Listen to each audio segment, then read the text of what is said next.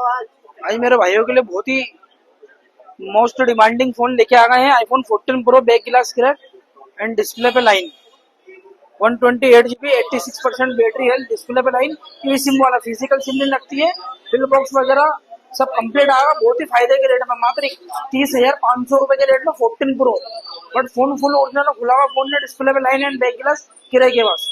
और उसके साथ में बहुत ही नायाब चीज लेके आ गए iPhone 13 128 GB out warranty 100% condition है फोन की। स्क्रेचलेस, एक भी स्क्रेचेस वगैरह कुछ भी नहीं फोन के ऊपर।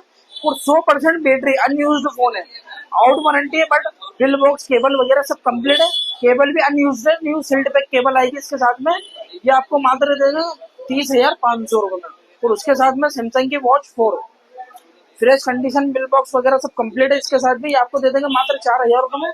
और एप्पल की सीरीज 8 जीपीएस प्लस सेलुलर वाली है, ये आपको दे देंगे 16,500 में। तो इसी आज चीजें देखने के लिए हमारे पेज को फॉलो करें। Thank you so much.